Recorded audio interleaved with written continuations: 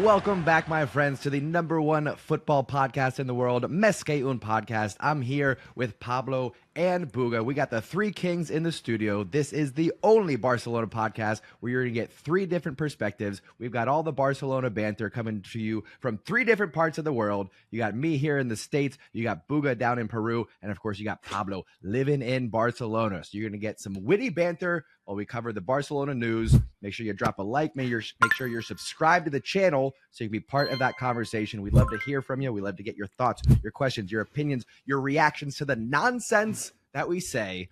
In this episode, of course, we're going to be talking about Barcelona's 5-2 win over Red Star, the 1-0 loss to Real Sociedad. But make sure you stick around for the whole episode because we are going to be debating the world's best 11 for 2024. We're going to go position by position, give our teams, tell each other how silly we are for picking the ones that we did, and then we go from there. So make sure you stick around for the full episode. Like I said, drop a like, show some love and support for the channel. With that out of the way, Baby Buga, I'm starting with you. How you feeling, sir? A little bit deflated, honestly. The first loss in a while. We're recording this after, literally minutes after the game ends between Barcelona and Real Sociedad. Barcelona lose 1-0, and I think that it's a little bit frustrating because I think Barcelona just they were beaten by a better team, on the day. I think that's what happened. I don't know if that's your take, but that's what I think mine kind of is. So let's see how it goes. And to add to what you're saying, you get three different point of views from around the world. You get three different point of views from different sectors of the world. You get third country views with me. You get second world country views with John, and you get first world country views with Mr. Wolf Blanco over there. Did you just call America a second world country? Is that what you just? Wow. Okay. All right. Okay. We'll debate that later, Buga. Do you honestly know any second world, second world country?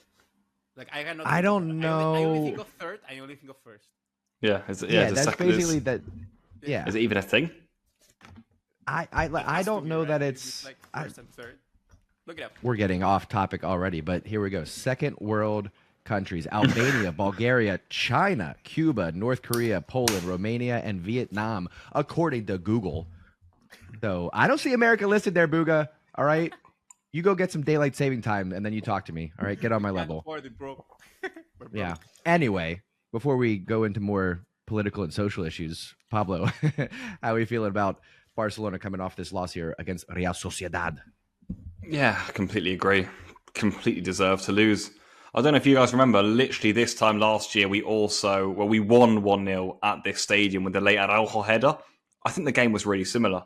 We were by far the inferior team in that game. We snatched it late on. Luckily, it was very similar to this one.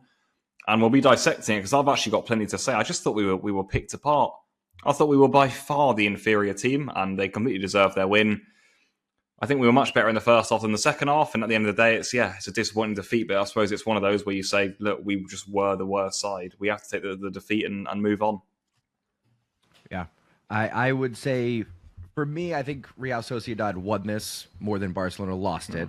I think they had the tactics right. I think they did a tremendous job of following our attacking runs and closing down the space from our midfielders running into those little pockets of space. I think, even when Dani Olmo came on, he was having a hard time finding the space that he typically finds in these kind of matches. So credit to Real Sociedad. I am curious how much you think the absence of Lamine Yamal affected this game. It's one man, right? We still had 10 of our 11 regular starters. How much did Lamine Yamal missing from this game impact the end results? What do you guys think? I think that personally, I believe yes, it's going to be a big impact because I think he's right now the most... I wouldn't say crucial player, but the player with the most possibility. Okay, he can win you a game out of nothing. I don't know how to summarize up that, but the player that can, score from outside with a curler or just beat a man and then suddenly we had open space. He's that sort of guy that can create something out of nowhere. And missing that sort of player certainly is a huge loss. But come on, like you were saying, we got 10 of our 11 starting players. I think that, 9. I mean, if you're counting Iñaki Peña.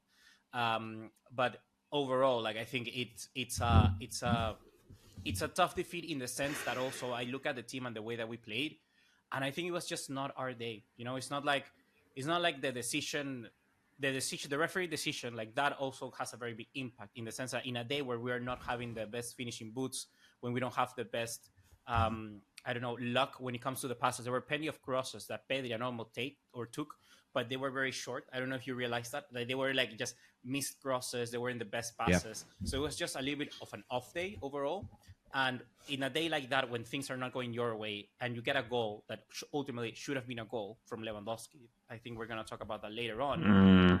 That is certainly something that's going to have a huge impact in the game, right? So I think that these small margins are at the end of the day what decided the game. And that's why football is the game that it is, because things like that can always have a huge impact. So I think that overall, Lamine Yamal's impact, yes, you could say it's a very big absence. Certainly could have helped us won the game, but you can definitely not blame that on losing, the 3 points at Anoeta on just that.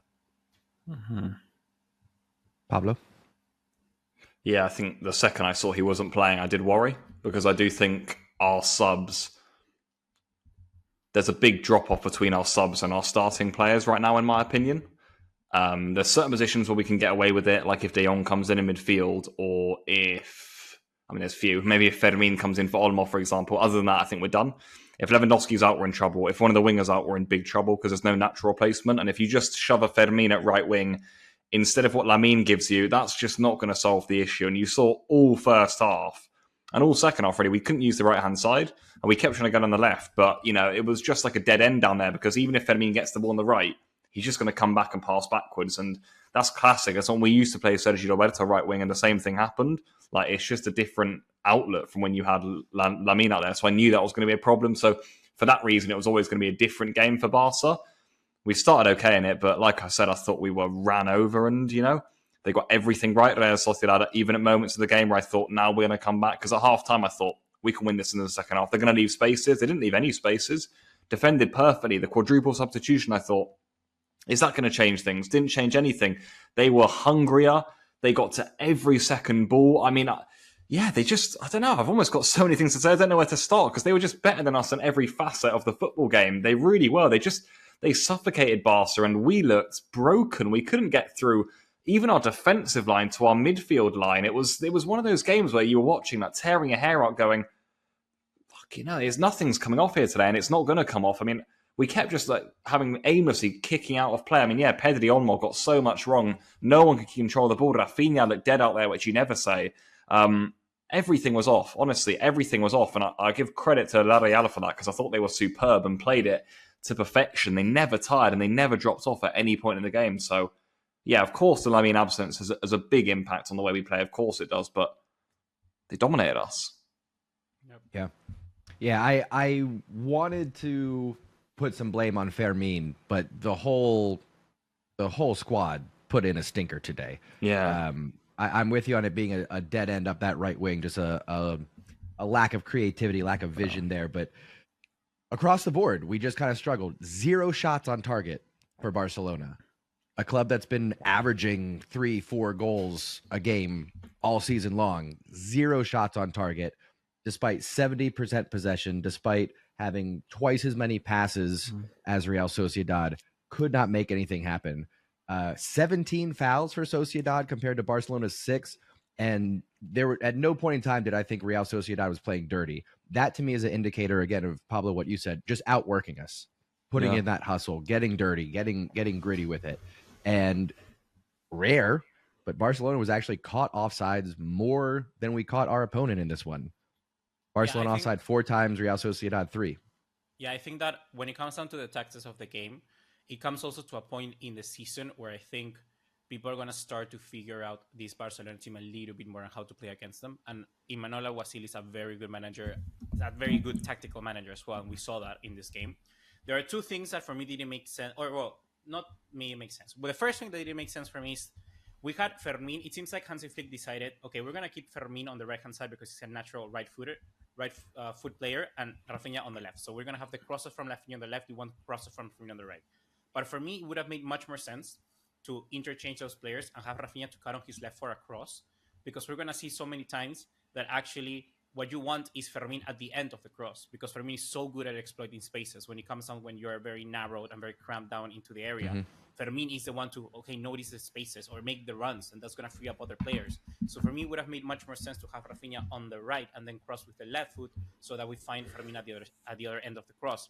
I don't know why Fermin on the right hand side. That's something we have never seen before. Fermin, I think he looked lost out there plenty of times.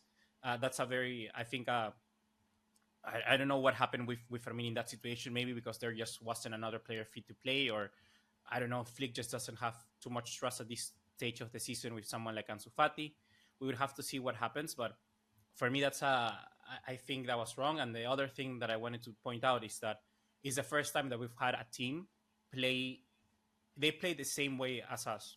High line, very passionate on the second ball, trying to win the ball as soon as possible, always try to get it back. They were also having constantly, the offside trap. And I think that Real Sociedad knew that perfectly. They took that risk. And at the end of the end paid off, because if you watch this game, it's an incredible game. It only ends 1-0. But if you see the complete game, you could have easily seen 3-2 goals for either team. So It came down to both teams didn't have the best of luck in the finishing, but ultimately both had one chance. Real Sociedad scored it. Barcelona did not, did, but it was ruled offside. I genuinely think that this is one of these situations where I do not normally get annoyed with referees, and I always say, okay, if it wasn't for the decision, we should have done better and win this game. But this is literally the game where ultimately that goal could have easily changed the perspective of what happened in this game, And I think do you think, guys, that was a mistake? Because I clearly see it.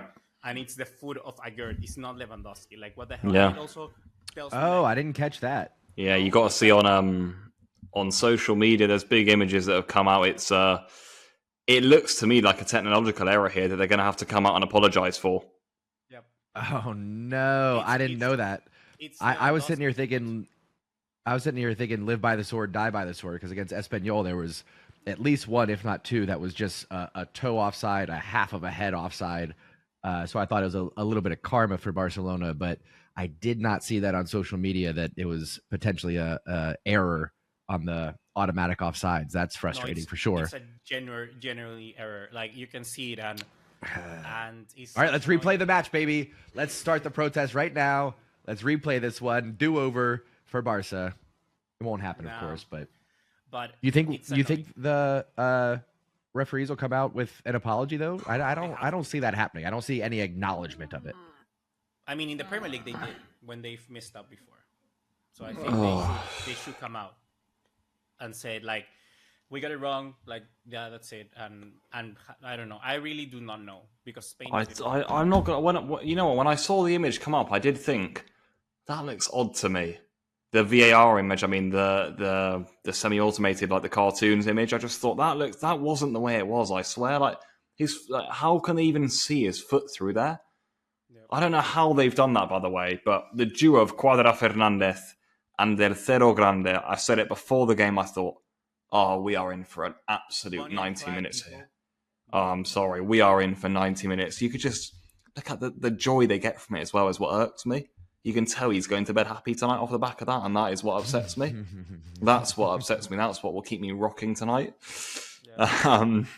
But it was. I think it's an error. They're going to have to apologise for it, because I'm looking at the images, and it's inexcusable. There's a yellow boot and an orange boot. Yeah. It's a tough one. That's a tough one, but it is what it is. What I was thinking immediately, despite the controversy, it's matches like this that Barcelona have to win if they want to be title contenders. Yeah. If they want to keep a gap against Real Madrid, because it's these type of matches that you win to get the title. Away from home against Sociedad, yes, it's hard, but we should be getting the results. So this slip up, the one earlier against Osasuna, I really don't want to look back at the end of this season, potentially trophyless, and go, yeah, we beat Real Madrid, we beat teams in Champions League like a Bayern Munich, but we didn't get the title because we kept slipping up against these lesser teams, right? You see it in Champions League too, against Monaco. So we got to be able to beat these mid-level clubs as well. No, I know. I completely agree. I think that sometimes second world country clubs. Yeah, perfect. I think like it's like a problem in the sense that sometimes these second world country clubs, they will have a tactic that is much more. They're halfway between being conservative and halfway of being just full out attack. It's not like sometimes even when you play against Bayern Munich or Real Madrid, it will go your way because you're gonna have space. You're gonna have space. They're gonna be playing attacking football. They also want to try to win the game. Real Sociedad is where halfway there because they want to win the game, but they're also going to be conservative when they need to. They don't have problems to mixing it up. They will mostly be a pragmatic team or maybe a counter-reactive team where they look at the way that you play and they will try to do something else to nullify you. So it's a little bit always, it's more trouble for actually big teams to play these sort of sides. So I'm eager to see how Flick deals with it because at Bayern Munich, in a league like in the German league, I mean, he could, on the level, I think, overall averagely, you could say that it's a little bit lower than Spain. Bayern Munich could just easily, destroy and blow teams out of the water. That's literally what he does. His strategy is, I'm going to score more goals than you. But in Spain, maybe that's not exactly what can carry on and go through. I also always go down to the Champions League that Bayern Munich won that time, the sextuple.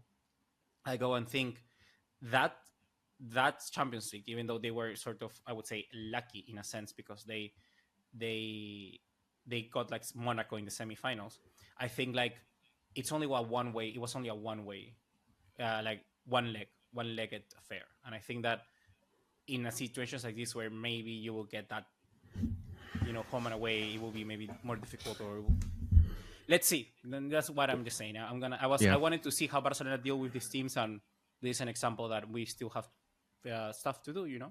Yeah, I really wanted a better response from Barcelona in the second half. I was hopeful that we were going to come out with some fire, with some energy, but I saw heads down. I saw missed passes and people pouting, throwing their arms up in the air. There was a lot of that. It felt like the attitude, the headspace just wasn't right for this one. Yeah. I am kind of curious, Pablo, if you have thoughts on that, let's go back to that. But I am kind of curious, Booger, with what you were saying with Barcelona maybe struggling with some of these second world clubs. If it's a case where Barcelona go in a little bit too confident, they say we're the favorites, we're the big dogs, we're going to play Barcelona football, and our opponent gets to adapt. They get to counter what they know Barcelona are coming in with. As opposed to we're playing a Real Madrid, we're playing a Bayern Munich, and there's a little bit more of a tactical effort there on Hansi, a little bit more adapting there, as opposed to just saying, "Hey, we're coming in as is." Yep. Yeah, I think the good news for Barcelona is I don't think many, if any, teams will play like that again against Barca this season. If they do, I think we'll be in trouble again. I think the good news is that it won't happen very often, maybe one or two more times. That's what I'm holding out for. As well. You think last season, even though we dropped so many points, no one really played against us like La Real did in the game that we somehow miraculously won 1-0 that season. We lost it this time. Just credits them because they just have the number on us in that regard. Like I said, in superior in every single regard. And I mean, people were saying that Ancelotti shouldn't have been in the dugout for the win against Osasuna. He should have been gone before that. All of a sudden, if Real Madrid win their game in hand, they're 3 points behind us, and that's with the Clásico to go. All of a sudden, it's, we're not so far ahead as we thought we were. And that's what you're saying, John, these silly little slip-ups. Today is a weird one because I can't leave here and go if we done that. The first goal that was ruled out is obviously the big if in the game. And I agree. I think we would have gone on to win that game if that had counted. And that is a massive frustration point. That is simply how football works. If you score first, obviously the whole game wouldn't have been the same as it was. But we have got to be careful in these moments because the whole game... I thought we were completely the inferior side, and it's one of those where you leave and go, well, fair enough. There's no way in hell we deserve even a point from that, really. So we have to just go to bed and accept it. Yeah, I agree. I think it's one of those where you just hold your hand up and be like, they beat us, It's fair game. They beat us. They didn't do anything weird. I mean, you could just point the referee, but at the end of the day, that's not under your control. They did their stuff. It wasn't our day. GG. Yeah, even if we got that goal, 1-1. 0 shots on target other than that. It's just not good enough. So even if we snuck away with a point in this one, not good enough hats off to Real Sociedad. Any other talking points on that match? I think the more I look at Frankie de Jong and Ansu Fati, I don't know how they need to, how their situation will turn around. That's all I'll say. That's all I'll say. I think that Frank de Jong, especially with the rise of Casado, that's a player out of the blue that suddenly literally plays in his position and bang, it's like, I don't know where he's already like a fan favorite. So that's always going to be very difficult to deal with. And plus it's free, and you could still have this guy on massive wages at the club. So it's how will they deal with Frank de Jong, and then Ansu Fati. Today he looked bright. I think he looked good. I would have started him maybe even for someone like Fermin, but I think he would just. The thing is that to turn the situation around, you will need consistency, and I don't think he's gonna get that game time at Barcelona anytime soon if they're looking to keep Rafinha on the left and then get Leao or Nico Williams in the summer. It'll be interesting. It'll be very interesting. I was kind of curious why we didn't see Ansu Fati or even Pau Victor start on that left-hand side and move Rafinha to the right. I mean, I understand Hansi not wanting to make too many adjustments. What Lamine out, put one player in, keep everybody else the same. Maybe that was a mistake. Maybe it doesn't make a difference at all. I don't know. But I was also kind of wondering what your thoughts on Frankie de Jong's performance was. We saw him start against Red Star. We saw him start in this match. Did anybody see? Did he come off because of an injury? I know he took a knock there. Yeah. Are there any reports of that? Corbina. I don't know about you guys. I'm really worried about De Jong. To me, Frankie de Jong looks physically and mentally a little bit distant from the club right now. I see that. I don't know if he's fully recovered from that ankle injury. I don't know if he trusts himself, going into challenges and whatnot. And he looks to me like he's a player just playing like he's holding back. Yep. And I don't know if mentally he feels a bit affected from what people have said about him too and whatnot, and whether he's just not a player playing with confidence at all. Like, he doesn't seem to fit in the team. I'm looking at him and I'm like, you're so out of place right now. And I think he had some good moments in the first half. I also think he had some poor moments in the first half where he held on to it too long and lost it. And I think it's obvious that our midfield pivot is Casado and Pedri right now. And I thought things would have improved when Onwell came on in the second half. They didn't, obviously. But yeah, I do worry about De Jong. I don't know how you guys feel. The thing with De Jong is that people are just gonna. I think those comments that you say are fair, but also there's a guy who hasn't played a lot of the time throughout the season at all. So it's a completely different system, completely different way of playing, completely different players around you. So I think that's certainly taking a hold of him. Of simply Pedri and Casado has way more experience and know already, the dynamics around the teammates surrounding him. So I think that is something that with time he will get to. But the problem is that we are approaching the time in the season where you don't have that much time to showcase your ability. I think that Copa del Rey, Super Copa are going to be particularly good moments for, let's see how Frank de Jong gets back into it. But so far, if we are playing a final tomorrow, I'm 100% going to go with Pedri and Casado, Yeah. Yeah. I saw him, I think, like you said, kind of shying away from challenges, not really feeling all that determined. Again, you're just kind of watching, you're just kind of speculating. There's a lot of conversation around his contract running out in 2026 and his high wages that, built up from deferring those wages early on, all those things. Especially, you got to think Bernal coming back next season. It might be a smart move. And I've been on the train of being pro Frankie de Jong, but it might be a smart move at the end of the season to go ahead and offload him, knowing that we're going to have a pretty full midfield with a healthy Gavi, with a healthy Bernal, and knowing that, Casado stepped up and kind of stole that position from him. It'll be an interesting summer, I think, if things stay the way it is. There's a few players that we have on that list, of course, but we can put a pin in the transfer talk for now. We'll have plenty of time for that. I don't want to completely skip over the Red Star match. We did have a nice win midweek. Yeah. Not a very strong opponent, of course. Gave up a couple of goals, which I was a little bit disappointed in. But anything stand out to you guys? Any talking points from that 5-2 win over Red Star before we get into the world's best 11 for 2024? Kubarsi, what a guy, what a legend. Next Puyol, come on, bring it home. La Sexta. Woo. What a guy. Kicked in the face. That guy is going to be a sensation with the ladies. If you have this massive war sign, war. Yeah. I don't know how you call it. A battle scar. Battle scar, something like that. Yeah, dude. Yeah. Oh, that's incredible from you. It was a quick turnaround. I almost messaged you guys because I figured if he did play today, I figured he would have to wear a mask of some kind, and I thought it would be fun to do like, top 5 players to play with a mask or a helmet, something like that. Because it'd be an interesting list, I think. So maybe if he continues to wear it, maybe we can get to that in a future episode. Let's do that. I like it. Yeah, but I mean, hats off to him for showing up, doing what he had to do because we have 0 center back replacements. I don't know what we would have done. I guess have Frankie play at center back. Sergi Dominguez. Yeah, I don't. Yeah. Not sold. Not sold on Sergio Dominguez. I'm really not. Sergio Dominguez at the moment, I'm liking this video as soon as that Yeah, right. out of John's mouth. Yeah, no, he's a little too green for me. He's a little bit too Unripe. I think he's actually playing with a confidence level higher than his ability. I think might be some of it. Like he's faking the funk a little bit. This is a situation where confidence does not equal competence. You know what I mean? He's surrounded by 17-year-olds who are doing it, walking the walk. And I think he thought, well, I'll just step in and I'll do the same thing. Not the case. Not the case at all. So I probably would have played De Jong at center back if Kubarsi was unavailable for this one.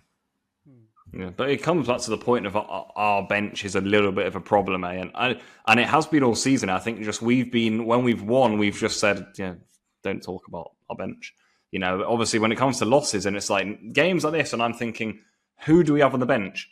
Absolutely no one. And that is a big problem right now, that there's no one really coming off the bench who you feel is going to impact the game. And you can see Flick is thinking, I'd rather just stay with the guys out there. And that means that, we're forcing Kubarsi to play games like this. We're playing him at an outstanding level. I think he was probably one of the ones today who kept his level. He might have been our best player today, by the way, Kubarsi. I would say Inigo made some good blocks as well, but he also gave the ball away a lot in possession.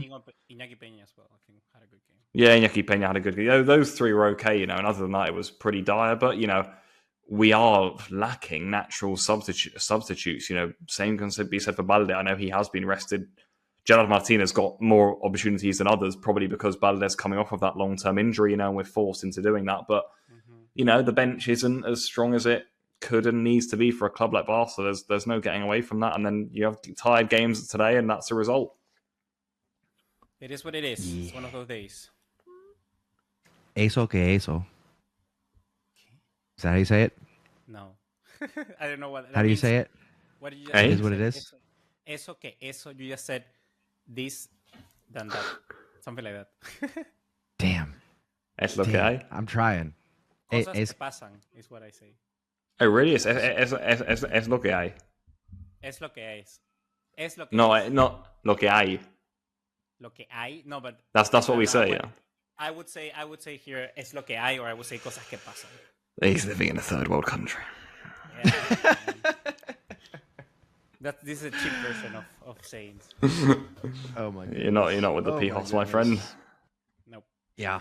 All right.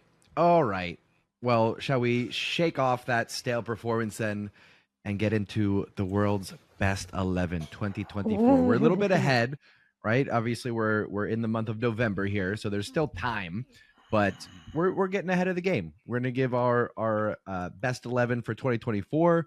We'll go position by position. We have agreed to run a 4-3-3 formation. I think it would be good if we start from the back between the posts, then go to defense, midfield, and forwards. We in agreeance here? Yeah. Yeah. Okay. Well, who wants to start us off between the posts then? The hipster can start. I actually want to put a bit of a signal out here. I think we spoke about... I feel that the level of football all round has dropped. And it's made me tempted to go for hipster choices today because whilst my team is pretty generic, I'm just looking at some of the picks I've made and I'm just thinking, yeah, okay, you probably were the best this year, but that's just because there was no one else to challenge you again. You've got away with it, from your name and from playing well, but you've got away with it. Hit me, hipster. I've gone like that is 50% of the argument. The other 50% is literally what you're doing right now. And I also consider I consider everything in it. So for me, my goalkeeper is if literally tomorrow we had a game and this guy was fit, I will still play him because I don't think in the time he has been unfit, somebody else has been better than him. Yeah, and got I you. think it's Courtois. I think that's still. I feel Courtois being injured. Wait. Yeah. Wait. Yeah. This no. Wait, what? Wait. My camera died at the moment when you said that. I knew he was Yes. going to do this. Yeah, bro. Why is that hipster, bro? Wait, no. Because do you how wanna many do it, John? matches Yeah. has he played in the calendar year of 2024? How many matches has he played in? I don't know, bro, but he played one. He won the freaking Champions League final. He's been insane when he's been out. Bro, this guy starting off. I think off. Who else Nah, would you man, put? you- Who would you put? I literally had Courtois, and the next one was Lucas Chevalier from Lille. What? Those are my two. I don't understand. Surely I can't be the only one who understand actually has the deserved respect for Emiliano Martinez. I don't understand. Ooh. I've made this argument before. Surely out there in the podcast listening world, there's somebody who sees what I see, that Emiliano Martinez, who is World Cup champion, who is playing for Aston Villa, which are sitting. Are they still top four? I should have pulled up the table before this. They're not top four. Well, they were top four. They are. Oh, sure. They dropped a lot, actually. Bad run of form. They're ninth right now, but they were top four like 2 weeks ago. Champions League, they also just had a loss and a draw. So I'm kind of deflating my argument a little bit. But Aston Villa, you got to think about last year he was amazing. And you got to think about who he has playing in front of him. Right, he doesn't have a team of world beaters. He doesn't have anybody putting in a defensive masterclass in front of him. Right, so Emiliano Martinez, he's got the right attitude, he's got the right confidence, he's got the skills, obviously, and like I said, World Cup champion, and he actually plays consistently. Booga, he's actually there between the posts, match in and match out. This is the worst part. People are actually gonna call me Madridista for whatever reason, like. Gee, I don't know why. It's not But you week in and week out he's showing up and insane. loving Madrid You players. wouldn't put him like tomorrow if it was a game. Like you wouldn't put him like generally just by player. I think he's the best. I have two other keepers ahead of him. I know, but also, Bulga, it's not who are the best footballers alive. It's the team of the year for 2024. So whilst for me, Koundé is probably the best right back in the world, or maybe, I don't know, I'm trying to think of a random Barca player, like Rafinha or something. In 2024, were they better than the other person? Probably not, because Barca had a crap 2024. But you're saying...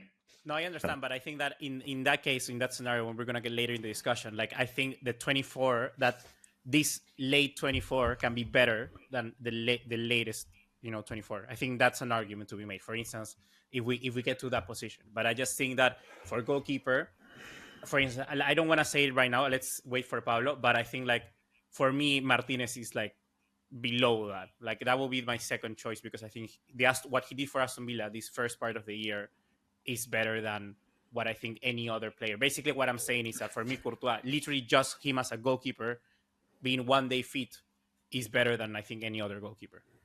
That's why I'm trying to I value here. So what's your goalkeeper, Pablo?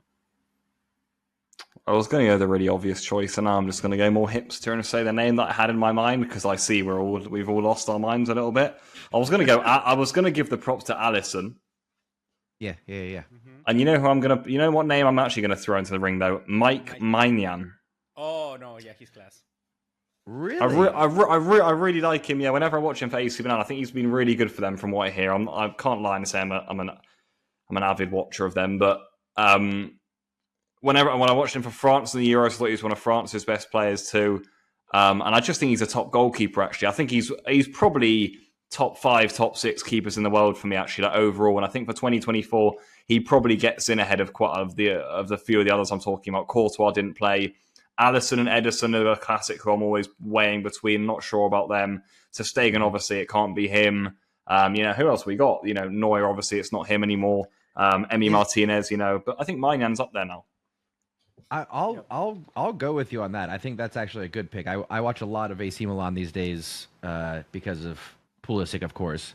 I'm kind of curious. I'm pulling up his stats real quick because this is what I was thinking about. Does Jan Oblak have a say in any of this? No, I know Atletico Madrid have dropped off a bit, right? They don't really have much momentum going for them right now. Nobody's talking about that club.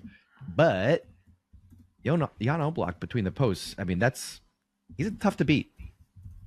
I know, but I would still go with any of your two picks. Like, if that's where we're going, I have no problem going with, because those are other players that I considered for this position. So you put the two players that I consider. So you've got to pick it. You've got to pick Ignacio. Mm-hmm.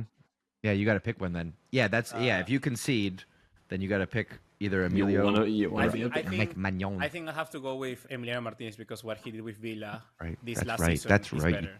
Take it's better than what Maignan is doing, like talent-wise consistently throughout this 2024. It's been good, but Emiliano Martinez has, taken Villa to the Champions League, and he won best goalkeeper already for the year, technically, that award. So back.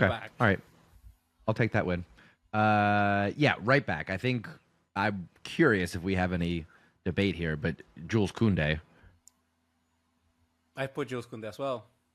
Oh my God! This guy really? This guy Yes. Of course. I put Koundé. Koundé over Carvajal. Yeah, I think Koundé would have done better than Carvajal in the Real Madrid team if he was No, Danny yes. Carvajal. I'm actually gonna have to back him here, eh? Wow, like this guy. You know how good Carvajal is week in, week out for Real Madrid. You know how good this guy is. I haven't seen a right back defend like Carvajal. All of those big Champions League games, he doesn't miss an absolute beat. Champions League final goal against Dortmund, the opener as well, the header from the corner. Wins the Euros with Spain and wins the Champions League. Wins La Liga with Real Madrid week in, week out. I thought he was absolutely immense. 4th in the Ballon d'Or, by the way. And little Jules Koundé sneaks in ahead. Wow. I thought, when you said it, I think we've all got the same. I thought, Carvajal.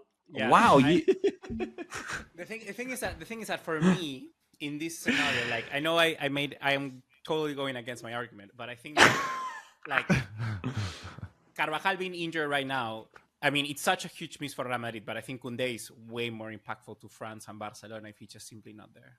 That's really what I think. Wow.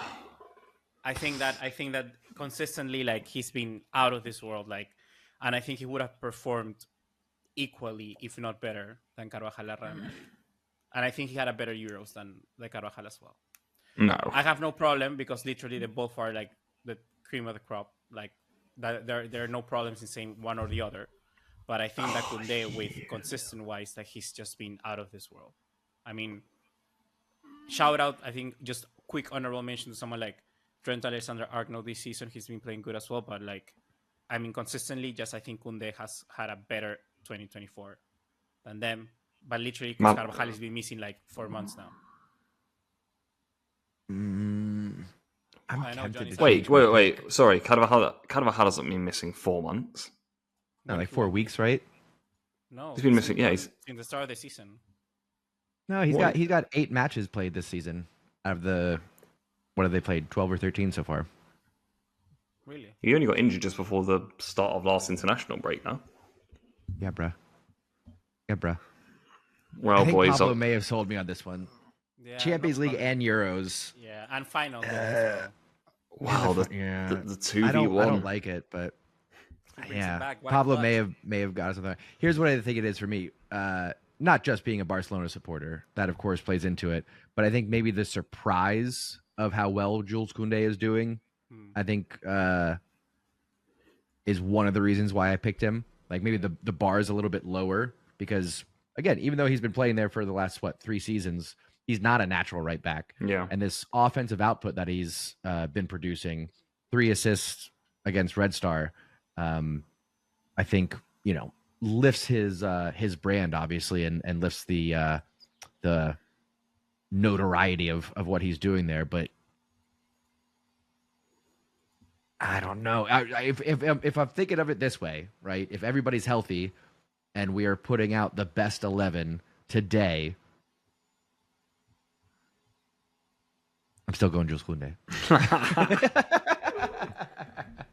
But who are we putting at right back? Because we got to get a move on. Who are we putting at right back? Koundé, bro, because I think it's Koundé. Yeah, Oh my. you almost had me. You almost had me, had Pablo. Koundé.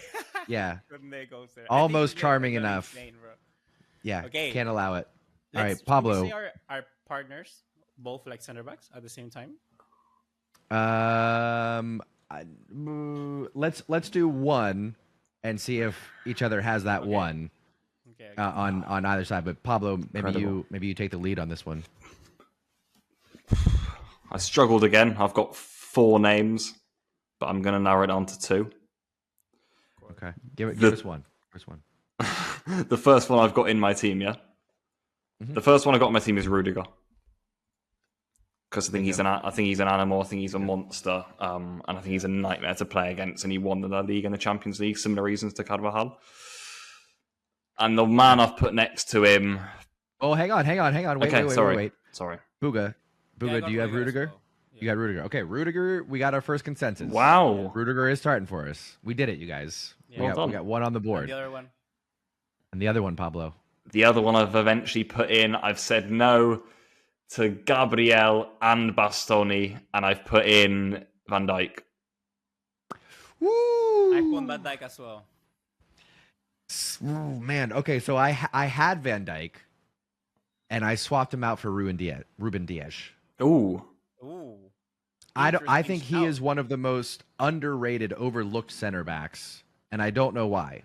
Man City winning titles consistently. I think the attacking side of that club gets most of the attention.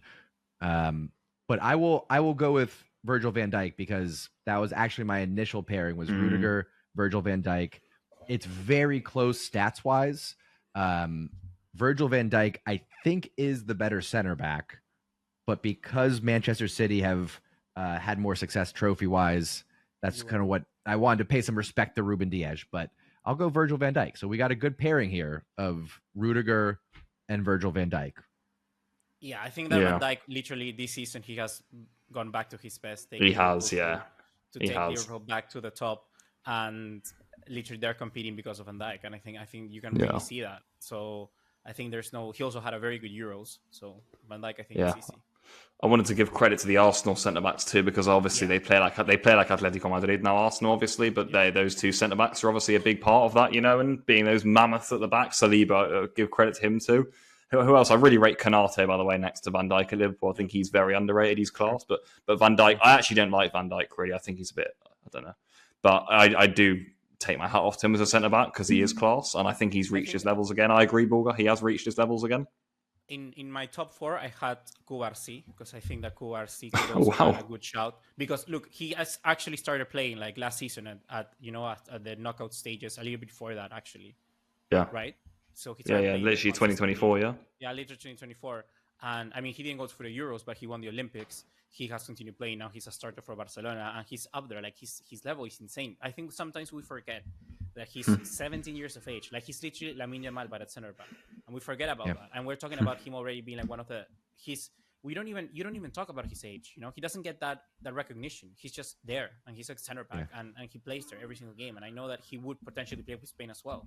So for me, Kubarsi is up there as well and deserves a shout for it. But I think that, of course, Rudiger, Van Dijk, you have to go with them. Go on then. Left back is hard, right? Yeah. No, not at all. It's Anthony Robinson. Easily. Oh, I knew you were going to go something. Easily, dude. Easily. Wait. Powerhouse down that left back's position. Easily. A dream for Fulham right now. He's going to go to a bigger club. Yeah. That's going to happen. I believe he's... Arsenal. No, I can't allow that. Sorry. My hatred for Arsenal is too much. I can't allow that. Would love to see him at a Chelsea, at a Man United, at a Liverpool. I think Liverpool actually makes a lot of sense for him. Yeah, it does. Coming in and replacing Andrew Robertson. But when I was looking through the stats today, Anthony Robinson, I believe, was 6th for tackles in the EPL right now. Has a couple assists under his belt as well. And in terms of pace and power, it's going to be hard to beat that. So I want to hear. Yeah, I'm curious. Okay. What do you guys have? Yeah, I'm curious. I'm really curious. What does Pablo have? Left back. I really struggled at left back. Yeah, it's hard. There's not a clear winner. For me. No. Okay, so this is what I've gone for. In third place, I've got Di Marco. In second place, I've got Cucurella. Okay. And Bad then shout, bad shout. I think he's absolutely class. He's And class, I agree. and at first, I've gone for Vardiol. Ooh. Okay. Listen to me. Oh right, this is wait, no one has that. Wow. No. I thought about Gvardiol. I thought about him. I'm thinking of VAR. Look, okay. Number 3, I went Mendy, but I think his season has been horrendous this year so far. This campaign, so that's plummeted him down. Number 2, I went for Grimaldo. That's a Grimaldo was my number 2. Yeah. That's a great shout. And number 1, I went with Guardiola as well. Okay. Sack of potatoes. The left. Go ahead. I went with Guardiola because I think that last season he started banging in goals with his right foot. Insane. Like, I mean, remember that goal in semifinals or quarterfinals was it? Quarterfinals was it? And now this year, literally the only reason why City are up anywhere where they are supposed to be is because of Guardiola and Haaland. Like, that's it. That's it. That's literally it. He's been scoring wonder goals for them. And I think he already has like 3 goals this season in clutch moments. So I think he's been up there, and I think he's had a good last year, a good year as well. Now I don't think he's by far the best player out there, but for me, the slow start to the season for Grimaldo is what take him down. I think you could say Grimaldo. I think do you know what I mean? Like Grimaldo getting benched for Cucurella in the Euros says a lot for me, and Cucurella goes on to win the Euros and gets the match-winning assist as well. Do you know what I mean? It's like but Grimaldo is a really good shout. I should have had him in my top 3 actually, but I will happily agree on Vardiol. Sorry, John, who was your number 1? Was it Robinson? The real number 1, Anthony Robinson. Yes, I get that I'm going to be outvoted in this one, but the streets know. The streets definitely know. The streets won't forget that. That's fine. Gvardiol, the Jules Koundé of left back position. Sliding over there. Unnatural. Yeah, it really is. He's it mirrors what Jules Koundé did. Yeah. So that's fine. I'm not conceding, but I recognize I was outvoted in this one. Okay. All right. So just quick recap. We got Martinez in goal. We got Koundé at right back. We got the pairing of Rudiger and Virgil van Dijk. It happened. Okay. Just accept the results, Pablo. Sorry. Rudiger and Virgil van Dijk as our center back pairing, and Gvardiol at left back so far. Okay. Brings us into the midfield. Four centre backs. Arteta would be proud of that. Yeah, actually. Yeah, well done, guys. Well done. Okay, so Buga, let's jump back to you. Give us one of your midfielders. I think my first midfielder is simple. I think it's easy. I think that this year, even though he has not been playing almost at all, has elevated his level even more. And I think that when Vinicius hears his name, he's gonna cry. I think Rodri makes it. Yeah, I got Rodri. Yeah, I think that Rodri this year, like, without even playing, you can just see how much more important he's for Manchester City right now. That they don't have like, it's the first time City has lost 4 games. That Guardiola has lost 4 games ever consecutively in his career.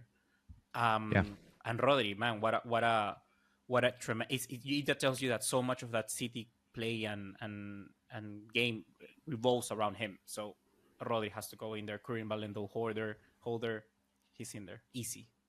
I love seeing the Madrid supporters, the Vinny Jr. fans saying, "Oh, how could it be Rodri? Show me one goal from Rodri that was like, oh my God, what a golazo!" And then it was just 7-8 minute long highlight reels of Rodri scoring bangers.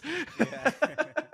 That's the funny thing about Rodri is like that's not even the best part of his game, by the way. But the fact that he's got that to his game, that he is also as well as being the best midfielder in the world, he's also that clutch and that much of a goal scorer. Like, yeah, for me, he's the best player in the world, and I'm really happy for him. And of course, he gets in my team too. Yeah. Okay. All right. We got a consensus to start us out. Who's the second midfielder on our list? Pablo. I'm gonna start. This is breaking my heart a little bit because I'm not a fan of this bloke, but I've had to be fair. And after, I'm sorry. Are you guys gonna kill me or what? Just say it. I've gone for Jude Bellingham. What? That's not no. No, I thought you were going to maybe say Fede Valverde, Yeah. which I would have supported your arguments for that. But Jude Bellingham has been such a stinker this year. I don't understand how you could include him. But do you not think his goals did carry on a little bit into 2024? Did they not, in steering Real Madrid towards La Liga and then winning them the Champions? I don't know. You know, I'm not a fan. I wanted to do anything. I just thought if I don't put him in, and you got both are going to have him, but if you guys don't have him, I will walk away a happy man. I don't have Jude Bellingham. I don't have him, bro. Can I name my player? I shouldn't have put him in then. That was an error on my conscience. Go ahead, Booga. First, Jude Bellingham doesn't make it because, like John says, stinker of this half of the season, and also stinker Euros. I mean, incredible goal, but stinker Euros, and then stinker end half to the season. Like literally, where was him in the final? I don't remember. He played that game against Dortmund. Like where was he? But my guy, it's an assist, bro. But it's like Madsen gave it to in front of him. You know, like I could have done that assist. Like I could have done that assist. I could have easily have a professional assist. My guy. This is going to make Pablo so happy, but... Say it. I'm going to go with Moises Caicedo. Oh, that's not where I thought you were going. What the... Booga, No. Both of you guys Oh, are wrong. my... You're both wrong. At the end of last year, he was incredible. When Chelsea actually... Pablo can back me. They had a good run of games with Pochettino. He was insane. And now, he has better numbers and better start into the season to Chelsea than he has done with N'Golo Kante. He's running that midfield. He's incredible. How dare you? Nobody remembers dare you? His budget, what he cost. Caicedo, what a guy. Yeah. Absolutely out of this world. What a baller. From Ecuador, Moises Caicedo, you enter my team. Yeah, you should be embarrassed for that N'Golo Kante reference. How dare you? No, John. No. Absolutely not. No. I refuse. I don't think he gets in the 2024 Team of the Year. But Borga is right to bring him out on the podcast so that the world knows this is a serious player. Serious player. He is an absolute monster in midfield, by the way. Like did you watch him against Arsenal again today? He's and against Man U. Like every week, he's so good. He is so good. He wins it back so much. He is a proper animal, but he can't. I don't think he can get in my 2024 Team of the Year. John, say the star. Save the star. Save who's your other midfielder? Yeah, save the one that's clear. Well, I thought that this was going to be clear, but you guys are taking it in a direction where now I'm not so sure. Like maybe I'm the crazy one. Maybe I'm the old man in the room. I don't know. Yeah. I'm gonna stay with Chelsea, but I'm going Cole Palmer. Palmer. I have Cole Palmer as well. Me too. Cole, yeah. So he makes the team. Okay. So all right. So everybody calm down. Caicedo talk. Okay. Palmer. Fucking Cole Palmer clearly gets in there. What do you have? And then you gotta go Pedri. Oh no. Yeah, lads. You know we're gonna the three midfielders of Rodri, Palmer, and Pedri. Whoa. Build me a better midfield. Yeah, Build me a better midfield than that. We all sat here and said Pedri, best midfielder in the world. Okay, I agree. I know missed a big chunk of last season. Yeah, come on. And the stats aren't going to back up what I say, but he has the Andres Iniesta syndrome, the Xavi syndrome of he's not going to provide the last assist and the last goal, but his magic buildup, his ball possession, his footballing IQ. Nods. I'm going Pedri. I thought I was going to have you guys on this one. I thought surely that midfield wins. Rodri, Palmer, Pedri. Who do you guys have over that? Oh, lads, we're in big trouble here. I think we're going to need to bring some more names into the picture. I don't think we can go ahead with this. Bro, Caicedo. I mean, because right now we're arguing Caicedo versus Pedri. Or Bellingham. That's our discussion. I think I think a lot of people would agree with the Bellingham. I don't know if I would, and I'm happy not to go. But I think a lot of people, for what he's achieved in 2024, he came what, third in the Ballon d'Or. We got to bring someone else into this, lads. I don't think we can go ahead with it like this. Caicedo, I mean, on, a lot of people. Mate, Caicedo is good. He finished. Caicedo is really Pablo, class, you know but it. I know him. I he's my guy. He's my boy. How good he is. He's my Caicedo's boy. Amazing. He's my boy. You're going. He's been You're going incredible. too defensive He had a here. good Copa America as well. He was is my so boy. Good. He is so good. Yeah, he He's is. so good. He would Okay. literally look at this. Moises Caicedo right now would improve every team. Maybe not Barca. Are you going to have a double pivot with Rodri and Caicedo? Is that what you're doing? That would be cold. He would improve every team right now in the world. That would be cold. Unnecessary. I think it's Every unnecessary. team. Real Madrid improve. Bayern Munich improve. City would improve them right now. Arsenal would improve. Chelsea already have them. Liverpool would improve. He's better than Ryan Gravenberch. Lads. Barcelona, I think he would improve them as well. I think Barcelona would love to have someone like Caicedo picking up and mopping up the space. Well, mainly just because Caicedo is in such a good form, but Caicedo would be incredible in Barcelona as well. He would improve every talent team. I think Caicedo. I really think it's Caicedo. Lads, what about since this has gone off, what about a Vitinha? Okay, no. Who? Who? I'm sorry. Could you say that for the people in the back who didn't quite hear that, Pablo?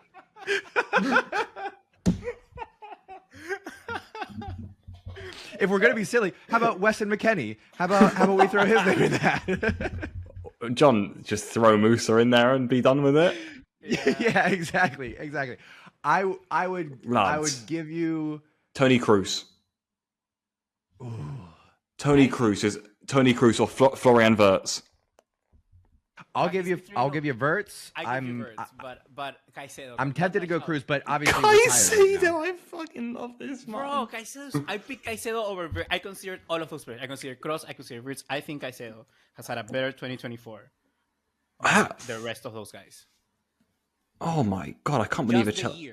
There's two Chelsea midfielders in here. We came sixth. Yeah, bro, I know, but I'm going with Caicedo. That's my shout. I put Caicedo in the ring. I'm not backing down. Oh, even Granit Xhaka is another good shout.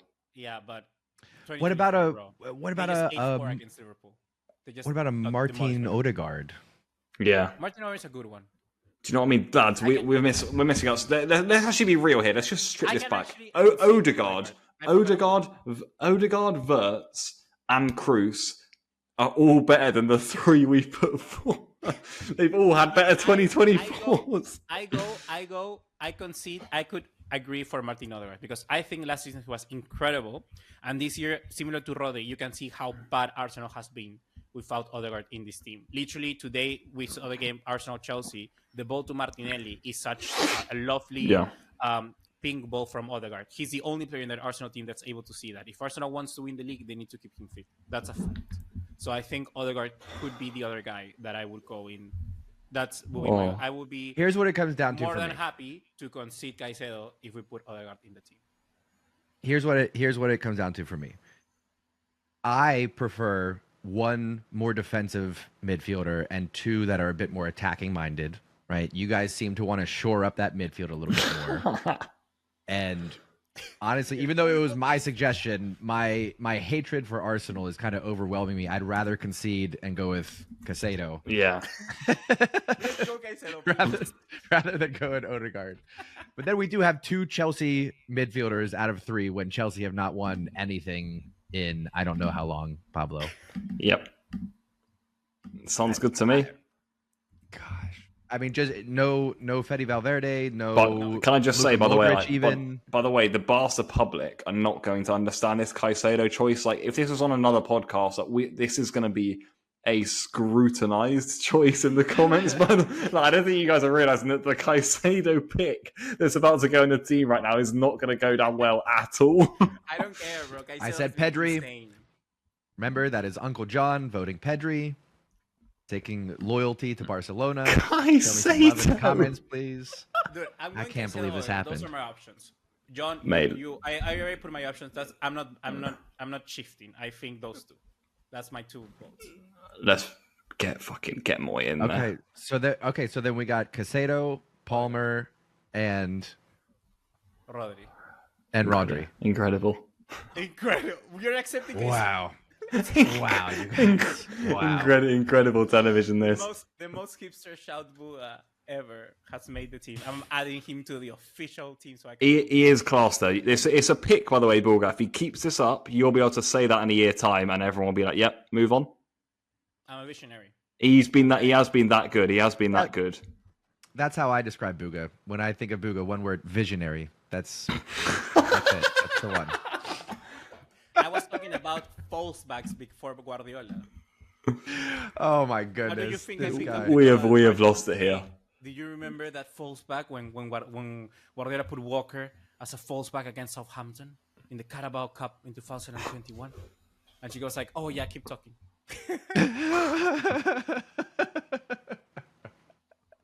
Poor woman. Oh my gosh! All right, and we're not even done. We're not even. Done. We need more Right hips to winger, picks I up think front. I'm on my knees for some more. I think it's okay. Right winger, let's do it because I think it's simple. I think left wing is more simple. No, right wing as well for me. It's more simple. I'm gonna throw a grenade in the right wing position. So let's go. Honestly, I wasn't going to, but like he did come to mind. Pulisic right now is having a career season in Milan. He's not the best right wing in the world. He's not the best right wing in the world. Okay, but I'm glad that you mentioned him. He is tearing things up over in Serie A. But no, that's not my pick for right wing. Also, not my pick for right wing. Also, not my pick. But I You thought about part of me wants to say Lionel Messi because even though he's in MLS, and that's the only reason why I'm not saying Lionel Messi, he's still outputting. He's still incredible. To take Buga's argument, would make any team better. For longevity's sake, for the sake of the future, I wouldn't take Lionel Messi over a Lamine Yamal right now. But if we're playing in the Champions League final and somebody said, "Hey, you can have Lionel Messi back for one match," he's starting. Yeah, He's absolutely starting at right wing. fair point. But I Yeah, mean, However, go it's ahead. Lamine Yamal. It's not Lamine Yamal. Let me tell you who it is. It's Mo Salah. Mohamed Salah right now is the best right wing in football. The stats back it up. The longevity backs it up. It's Mo Salah. Now, go ahead with your silly arguments for why it's not Mo Salah, but it For is me- Mo Salah. First of all, Rafinha has more goal contributions than Salah this season. Second, Are you putting Rafinha in at right wing? Is that what you're doing? No. But I'm just saying, like, just look at it, right? I think Lamine Yamal, literally right now, is the second best right winger in the world. Before, like, I would say Salah could be the best, but the reason why I put Lamine Yamal in front is simply because I think he had more impact in anything that he has achieved this year. So I think that the Euros that Salah doesn't have, and doesn't have anything last year as well, he went trophyless. I think that Lamine Yamal performance in the Euros, let's be honest, he was the best player in the Euros. He was better than Really? He deserved, yeah, for me, he was the best. For me, he deserved both the young player and the best player award. for me, it's Fabian.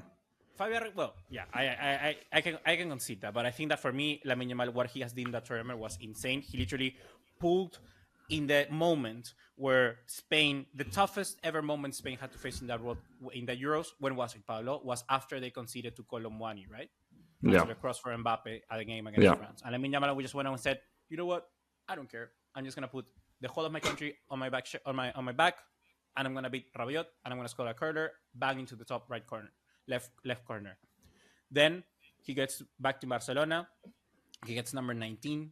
He continues flying. He's scoring goals. He takes Real Madrid out of the game in a ballpark with the right foot at El Clásico. He continues scoring. He's become such an icon that I cannot simply go for him. He won the Copa Trophy. You have to count that as well.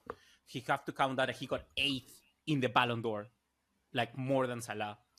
And I think that just Lamine Yamal for that Euros for me is the one that just itches him over the edge for Salah right now in just this season. But I do think that Salah is right now better right winger. But for me, we're talking 2024 for this list. Lamine Yamal is the one that I picked because of the Euros performance that he had. Now, Pablo, the floor is yours. I leaned towards Salah, which I'd never usually do. And it's because I think Lamine Yamal has had more special individual displays at the Euros, and he is a more special player for me. I watch Salah, and Salah doesn't get me off my seat, by the way, but he is an incredibly prolific winger and will go down as a Premier League great and one of the best of all time. because he keeps producing for Liverpool at a ridiculous level, and he is absolutely class. I do agree with John. Like, the numbers this guy puts up from the wing are insane, and he does deserve his flowers. Oh, it is such a tough one. I just don't know if Lamine Yamal, for me, consistently over 2024, he's still such a raw player, Lamine. He is still really raw. And he doesn't produce those performances every game, you know? I think Salah's probably more consistent right now, despite the fact that Lamine has some crackers. You know, I think Lamine, he misses big chances in the final for Spain and the Euros as well. Lamine, we can't forget. And, you know, there were moments where Lamine wasn't, you know, Spain's, you know, absolute best player. So... Give it to me, baby. Give it to me, baby. I'll lean towards Salah. What? Yes. People, yes. I said Lamine, just so you know. Apologies. For me, Lamine is the best thing since sliced bread. Listen, again, if I'm building a team, I'll take Lamine. If it's a one-off match, I'm right now today, I'm going Mohamed Salah. And again, we are ranking 2024 performances, and you look at Lamine last year, had some good ones, but only 5 goals, 5 assists in 37 matches played. Yeah, that's what I'm saying. That's what I'm saying. That's what I'm saying. 5 goals in 37 matches. He's an incredible young player, but that's what, if he's talking about the best right winger in the world, I think they need more than 5 goals in 35 games for me. Yeah. So we got Mohamed Salah on that right wing, baby. Go left then now. Yeah. I feel like I know where you guys are gonna go, and I'm not gonna go there with you. I'm not gonna do it. You'll never get my vote. I can't believe this. 4. I'm gonna name mine from the 4 players. Okay. 4, I put. You're gonna kill me for this. 4th, I put Omar Marmoush. You know who he is? I knew it, man. I knew Marmoush was getting mentioned. Didn't he score a free kick again today or something? 14 goals, 10 assists just this season. Absolutely insane from the Egyptian for Frankfurt. Then number 3, I'm going Nico Williams. Number 2, I'm going Rafinha. And number 1, I'm going Vinicius Jr. I won't go there. I won't do it. Mine is Vinicius Jr. By the way. Done. That's fine. I just want it. I want it noted. I refuse. I will not do it. I'm not going to go over the same arguments that I've been saying over the last 3, 4, 5 episodes. It should be Rafinha. Okay, but that's fine. You guys don't care about character. Don't care about any of the antics. If you just want pure football, then fine, go with Vinny Jr. But he will never play in my club. Never. So who was your pick, Rafinha? Rafinha, baby. Yeah. I love you. I had Rafinha number 1. Nico Williams was up there. I had thoughts of a Rafael Leao, but he's just not producing like he should. In terms of raw talent, he's up there. He's, top 3, top 5, but couldn't really make the strong case for it. But I go Rafinha for character and commitment, and I do think that he will have more goal output, a higher goal output, I should say, than Vinny Jr. this season. Wow. Yeah. Lads. Double down on it. I think the thing is that Vinicius will have the penalties. He will have some stat padding with hat-tricks here and there. So I think those things will come in handy for Vinicius Jr. But, I mean, it's Vinicius Jr. I struggled, actually, at number 9. I don't know about you guys. I'm really torn at number 9. I'm really struggling, boys. I need you. I need you to guide me and argue who you think should be the number 9. I've got 3 names, but I got 3 names as well. I hope at the top of those 3 names is Erling Haaland. Okay. I know there's an argument to be made for Lewandowski, obviously. Nah. There's maybe an argument for let me guess your guys' list. So you don't have a Lewandowski on your top 3? I don't know. I do. That is surprising. Harry Kane? Yeah. No. Okay, Pablo has him. Booga doesn't. Booga's gonna have. I wonder who. Or some hipster. Yeah. Look at that smirk. He does. Look at that smirk. He has Griezmann, man.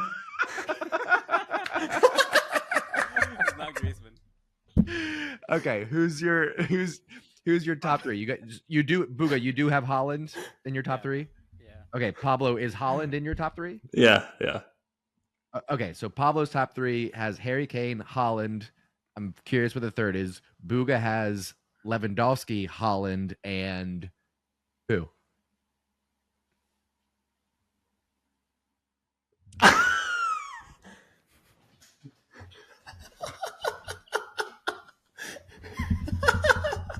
Bro, he has 23 goals and 4 assists this season. Last year he had 43 goals and 15 assists. That's insane, dude. That's insane. And just so you know, guys, the thing that I did was the Victor Gyökeres mask. Yeah, they know. Surely. They know.